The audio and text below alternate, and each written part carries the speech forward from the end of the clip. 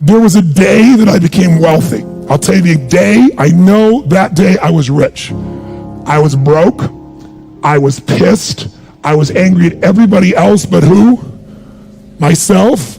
I had a friend that I loaned money to when I had barely enough and I knew he needed it, and I gave him $1,200, and I'm here not able to eat. I'm down to like $25, $26, and I'm saying to him, calling him, and he's not returning my call, and I just need some money, and he's ignoring me. I didn't ignore him, so I'm pissed. I'm frustrated. In the midst of all this, I'm also pragmatic.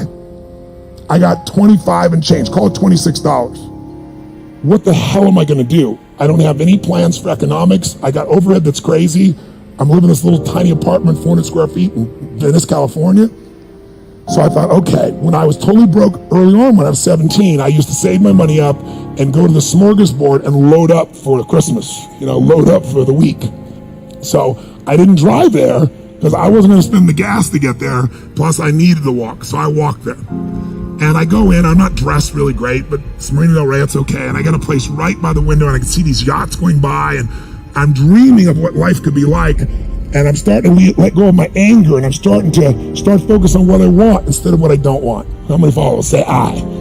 And that shifted me just a bit. And now I'm eating, which shifted me a lot. And I got this giant plate stacked up. And I don't know what the amount was. It was like, whatever, it was $6.95, $7.95, right? So I'm gonna do this, I could probably do this 3 or 4 times, right? Somewhere in that range. As I'm finishing my meal, this little boy comes in, dressed in a little suit.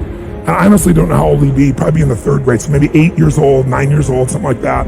And he opened the door for his mother, and he came over and he pulled out the seat for her, and she sat down.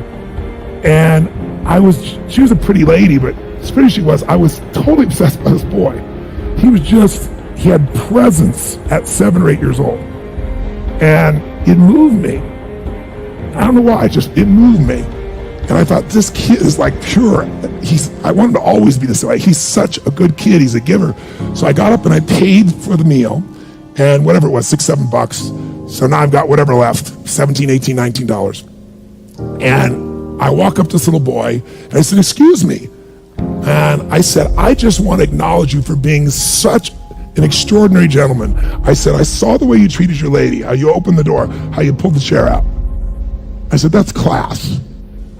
I said, my name's Tony, what's yours? I don't honestly remember his name, Charlie or something. And he looked up at me and I said, Charlie? I said, that's amazing, taking your date out for a lunch like this. He goes, well, actually, she's my mom. And I said, that's even more cool. And he said, oh, but I'm not taking her lunch because I think he said he was 8. I said, oh, yes, you are. I had no plan for this. I just reached in my pocket, I took all the money I had left, $17, $18, $19, and I put it on the table. I said, you're taking her to lunch. He looked up at me and he goes, I can't take that.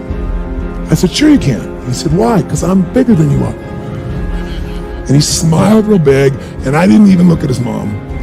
I just turned and walked away. And I didn't walk out of that door. I flew home. I should have been freaking out. How the fuck am I gonna eat? But I didn't.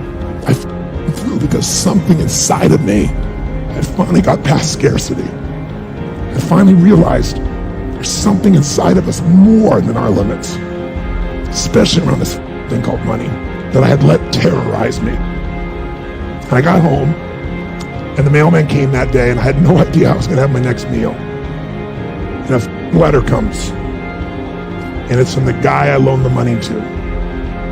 Handwritten note saying, I've been avoiding you. It's wrong. I'm so sorry. You were there when I needed you. Here's what I owe you plus a little bit more.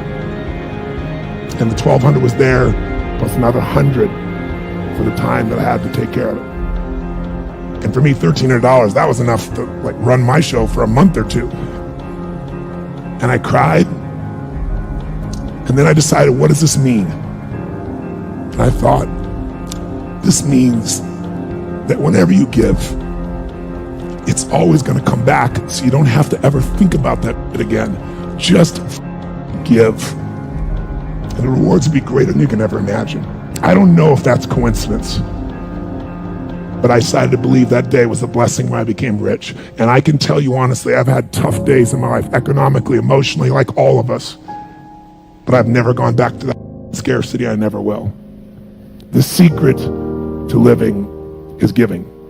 Do it when you don't have it, and I promise you, scarcity will leave your life.